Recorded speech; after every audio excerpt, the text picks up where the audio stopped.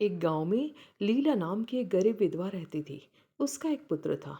वह इतनी गरीब थी कि घर में चार बर्तन भी ढंग के नहीं थे। लड़का भी छोटा था।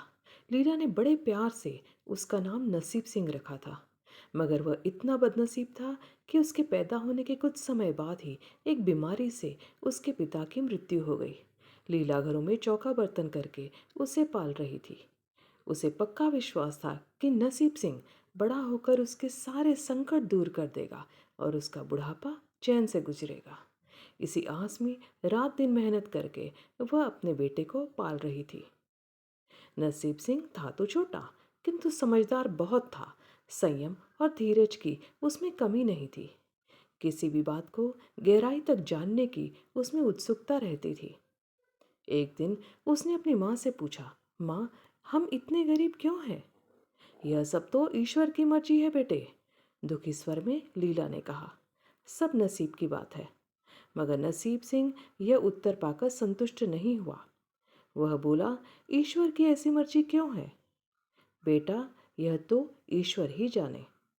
अगर ईश्वर ही जाने तो ठीक है, मैं ईश्वर से ही पूछूंगा कि हम इतने गरीब क्यों हैं।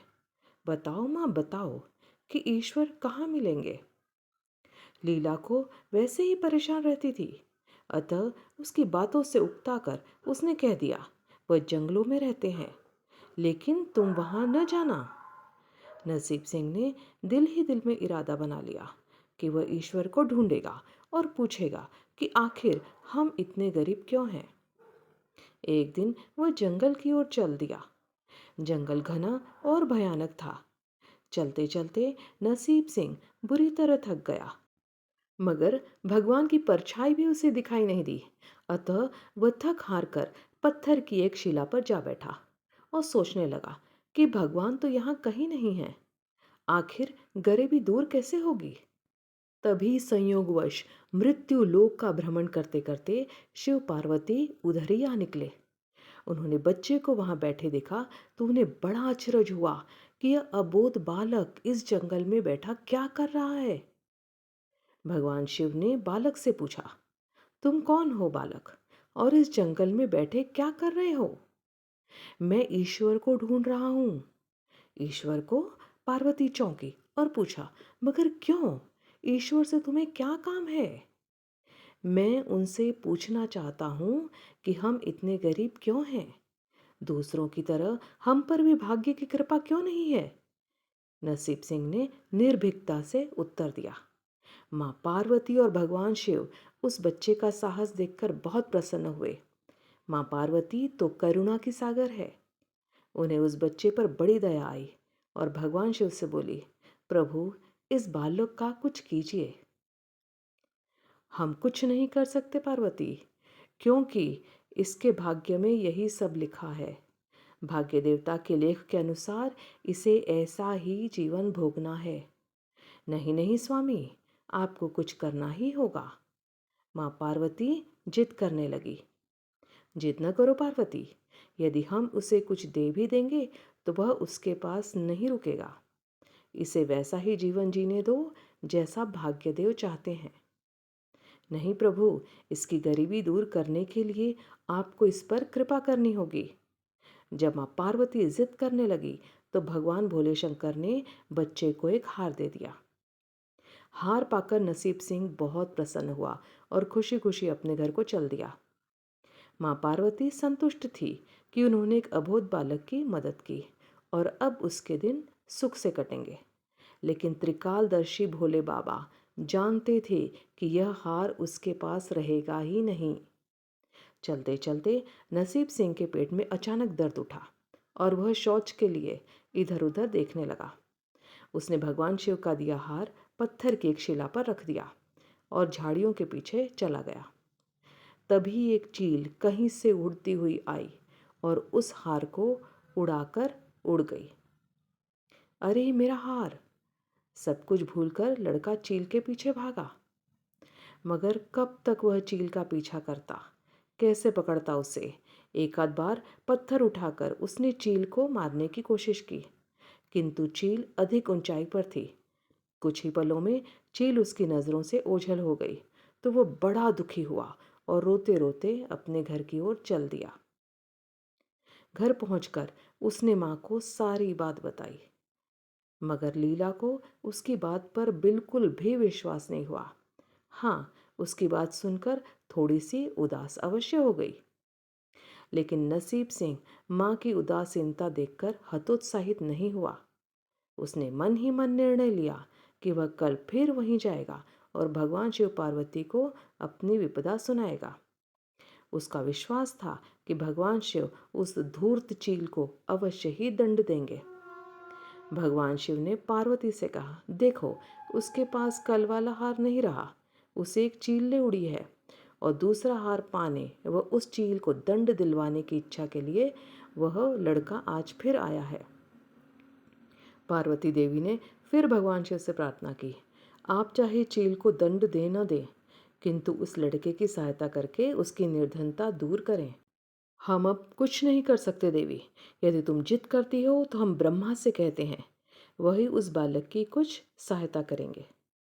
कहकर भगवान शिव ने ब्रह्मा जी को बुलाया और सारी बात बताकर आग्रह किया कि आप ही इसकी कुछ मदद करें।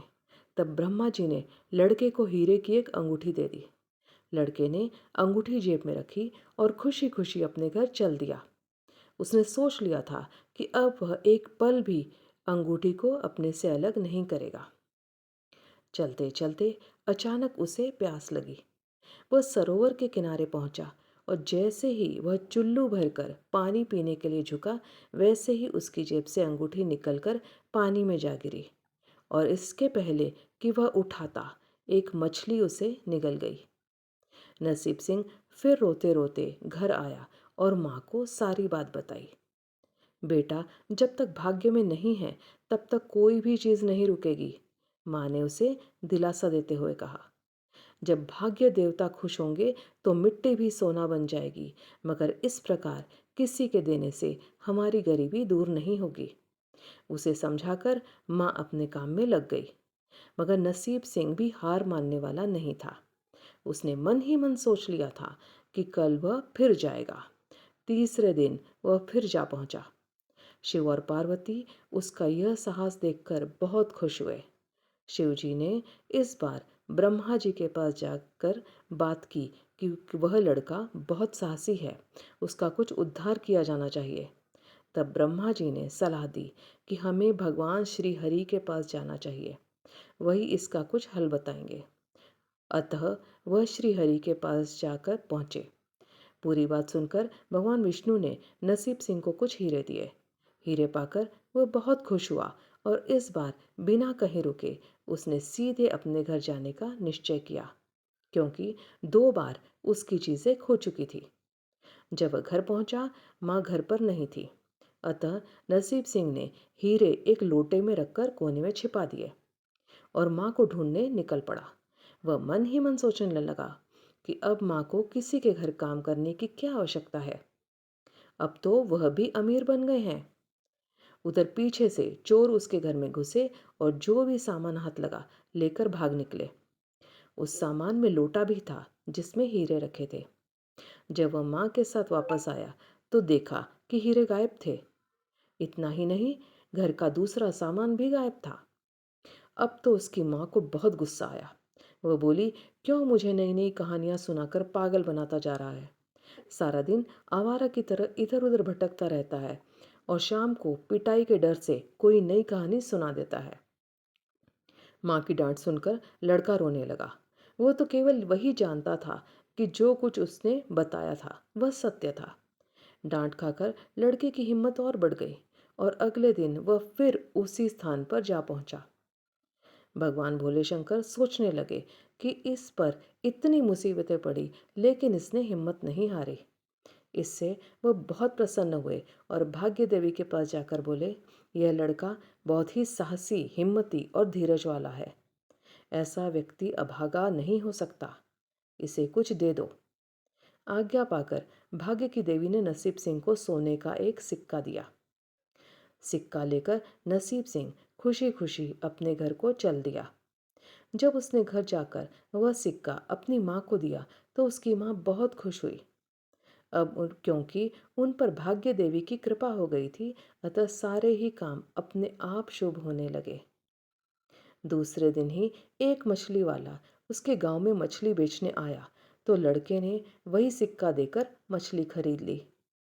उसकी माँ ने मछली का पेट चीरा तो वह अंगूठी निकली जो ब्रह्मदेव ने उसे दी थी और जो उसकी जेब से तालाब में गिर गई थी। माँ ने अंगूठी संभाल कर रख ली और नसीब सिंह से बोली, जा बेटा, जंगल से थोड़ी लकड़ियाँ ले आ, आज घर में ईंधन बिल्कुल नहीं है। लड़का कुल्हाड़ी लेकर जंगल की ओर गया। वहां जाकर जिस पेड़ पर लकड़ी काटने के लिए चढ़ा, वहां उसी चील का घोंसला था जो उसका हार उठाकर ले गई थी। लड़के ने देखा कि चील कहीं आसपास नहीं थी। नसीब सिंह ने अपना हार उठा लिया और जो भी थोड़ी बहुत लकड़ियां पेड़ के आसपास पड़ी थी वही उठाकर घर की ओर चल दिया। माँ हार पाकर बहुत खुश हुई। अब तो देखते ही देखते उनके दिन बदल गए। घर में किसी चीज का अभाव नहीं रहा। फिर ईश्वर की कुछ ऐसी करनी हुई कि जो चोर उसके घर से हीरे चुरा कर ले गए थे, उन्हें सपने में महादेव ने चेतावनी दी कि जो हीरे उस लड़के के घर से चुरा कर लाए थे वे तुरंत वापस कर दो, वरना तुम्हारा सर्वनाश कर दूंगा। चोर उसी दिन हीरे उसके घर दे आए और अपनी गलती के लिए माफी भी मांगी। इस प्रकार उस अभागे का भाग्य चमक उठा। अब उसके घर में किसी चीज की कोई कमी नहीं थी और उनकी गरीबी सदा के लिए समाप्त हो गई। कहानी पसंद आई हो तो कमेंट करके ज़रूर बताइएगा। चैनल को सब्सक्राइब कर लीजिए ताकि हमारी हर कहानी आपकी मोबाइल स्क्रीन पर आती रहे। धन्यवाद।